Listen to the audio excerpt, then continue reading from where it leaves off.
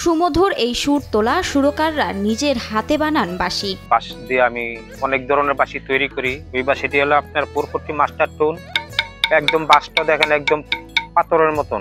বাঁশির সুর যেমন মোহনীয়, এটি তৈরির প্রক্রিয়াও দেখার মতো। প্রথমে বাঁশ রোদে শুকিয়ে বাঁশি অনুসারে মাপ মতো কেটে টুকরো করা হয়। এরপর টুকরোগুলো মসৃণ করে নিতে হয়। বাঁশি তৈরির সঠিক পদ্ধতি অনুসারে তার গায়ে পেন্সিল, কলম আর পরিমাপ করার ফিতা বা রুলার দিয়ে মেপে চিহ্ন দিয়ে নিতে হয়। পরে কয়লার আগুনে পোড়ানো লোহার শলাকা দিয়ে ছিদ্র করা হয়। আমরা বাঁশটা কাটি প্রথম কাটতে, এরপরে দাই দিই, গাই দিই কারেন্টের চুলার মধ্যে গাইয়া, এরপরে ধোয়ার পরে ফিনিশিং। বাঁশি কারিগরের কাছে সব ধরনের বাঁশির ভান্ডার মেলে। বড় আকার থেকে শুরু করে মেলে সবচেয়ে ছোট আকারের বাঁশিও। সবচেয়ে বড় বাঁশি, বিয়ের রং বাঁশিটা, আর এটা ছোট আর কোনো বাঁশি।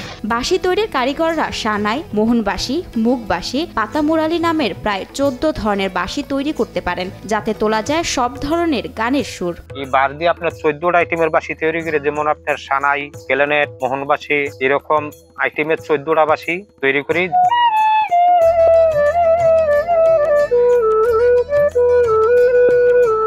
মিলিয়ন অফার ওয়ালটন ফ্রিজ কিনে পেতে পারেন 20 লক্ষ টাকা, রয়েছে কোটি কোটি টাকার নিশ্চিত উপহার। এই বাদ্যযন্ত্র তৈরি করা একজনের পক্ষে সম্ভব নয়। এক একটি বাঁশি তৈরি করতে প্রয়োজন পড়ে 24 জন কারিগরের। একটা বাঁশি তৈরি করতে আপনার 24 জন লোক লাগে। যে কোনো বাঁশি তার দিব 24টা লোকের দরকার। উপরের আপারনটা চাইছা ফালাইব, ওনার এক কাজ। সিরিজ করব এক কাজ, মেজারমেন্ট করে দাগ দিব গাটে গাটে, ওনার এক কাজ। এরকম 24টা লোক লাগে। বাংলার নববর্ষ নয়, পুরো বছরই বাঁশি তৈরি করেন কুমিল্লার হোমনা উপজেলার শ্রীমদ্দি গ্রামের অর্ধশতাধিক পরিবার। সারা গ্রামে দেখা যায় প্রতিটি বাড়ির আঙিনা ও অলিতে গলিতে ছড়িয়ে ছিটিয়ে রয়েছে বিভিন্ন রকমের ডিজাইনের বাঁশি। বাপ দাদা শত বছরের ঐতিহ্য ধরে রেখেছে শ্রীমদ্দি গ্রামের বাঁশি কারিগরেরা। বাবার কাজ করছে, এরপরে আমরা শুরু করছি কাজ। প্রায় 40-42 বছর ধরে কাজ করতেছি। আমি প্রায় 31 বছর যাবত এই কাজটা করি।